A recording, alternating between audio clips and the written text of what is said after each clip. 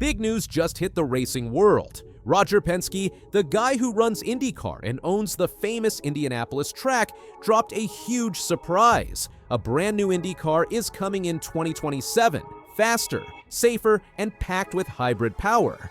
But here's the twist. Penske's a NASCAR king too, and this move might just shake up everything. Let's explore this. My favorite place is walking down the hallway and seeing the pictures of the 20 winners. And you think, we got pictures of the winners, we got the program, we got the newspaper, and we got the ticket. It was a crisp April morning in Speedway, Indiana, when Roger Penske, known to fans as the Captain, stood before a crowd of reporters and racing enthusiasts. The occasion, a ribbon-cutting ceremony for the revamped Indianapolis Motor Speedway Museum, a $60.5 million project that's been 17 months in the making. But the real headline came when Penske took the mic. He announced that IndyCar is gearing up for a major leap forward. "We have a car in design," Penske said. "It's in the wind tunnel, and our plan is to bring in that car in 2027. It'll look like an Indy car, and it'll be safer." This isn't just talk. The new car, still under wraps, is being engineered to shed weight, boost speed, and integrate hybrid technology, changes that have IndyCar team owners buzzing with curiosity and a touch of nerves. Penske's vision? A machine that keeps the soul of IndyCar alive while pushing the boundaries of what open-wheel racing can be. And with just 53 days until the 109th Indianapolis 500 on May 25th, 2025, the timing couldn't be more electric. The countdown is on. We are now just 52 days away from the greatest spectacle in racing, the Indianapolis 500. And now the long-awaited reopening of the IMS. A perfect runway to May in the Indianapolis 500, according to Roger Penske and Doug Bowles. Now you might be wondering, what does an IndyCar upgrade have to do with NASCAR? The answer lies in Penske's empire. He's not just the steward of IndyCar and IMS, he's a NASCAR powerhouse too. His team Penske has clinched the last 3 NASCAR Cup Series championships, with Joey Logano's 2024 victory marking a historic streak. Penske's influence spans both worlds, and his decisions ripple across the motorsports divide. About the Jackman due to illness. Paul Wolf said, "We'll be right, we'll be okay. We can stabilize and get on with this." Penske told reporters, "We're talking to Honda, obviously, and talking to Chevy, and our goal is to have them with us in 2027.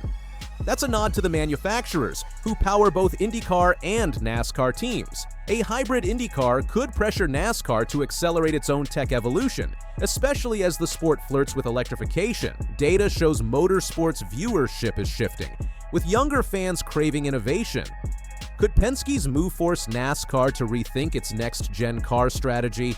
It's a question worth asking. It's a signature move with the wheel.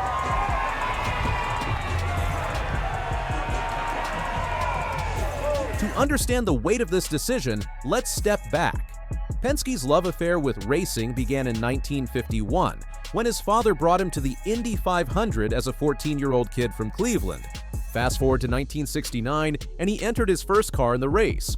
By 1972, he'd won with driver Mark Donohue. Today, his 20 Indy 500 victories, showcased in the museum's Penske Gallery, stand as a proof to his relentless drive. "My favorite place is walking down the hallway and seeing the pictures of the 20 winners," Penske said, standing amid Baby Borg trophies and milk-stained helmets. But this isn't about resting on laurels. Penske's eyeing history again. His driver Joseph Newgarden, fresh off back-to-back Indy 500 wins in 2023 and 2024, could make it 3 in a row in 2025. A feat never accomplished. "It could be done," Penske said. "Joseph is a student now. He took 12 years to win his first race. I think he's ready." With strategist Tim Cindric in his corner, Penske's betting big on May. And if that happens, the 2027 car debut could cement his legacy as the man who redefined American racing. You know, what makes Indianapolis special is the people. That is the #1 ingredient. There's 300,000 people here, and there's no event that rivals that. Penske not stopping at a new car. He's steering IndyCar into a growth spurt.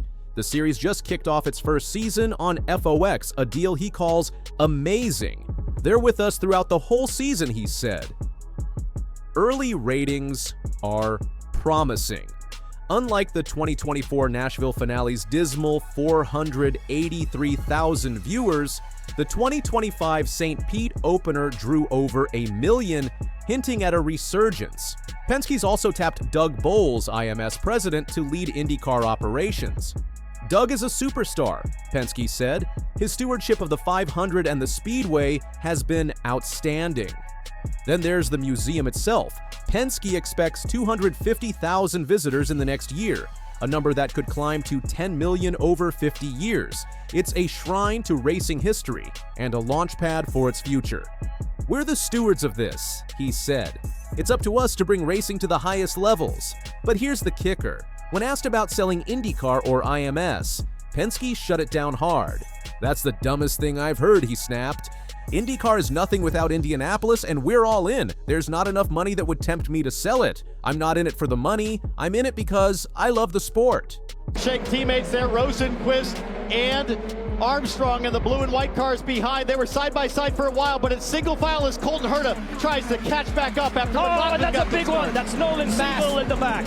Massive contact for the number 6 full course caution. You see the 12 of Will Power, a championship contender. Awesome.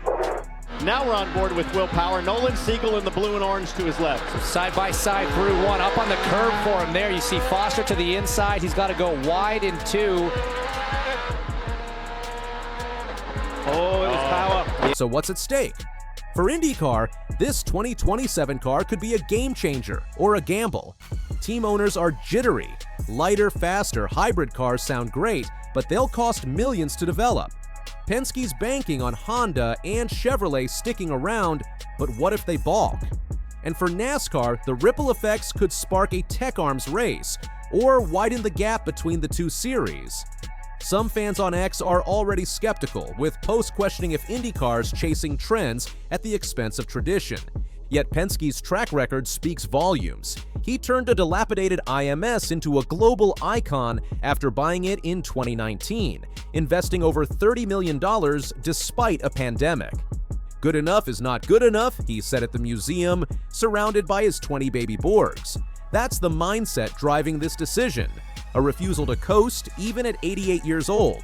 And with ticket sales for the 2025 Indy 500 nearing 2016's sellout levels, the momentum's there.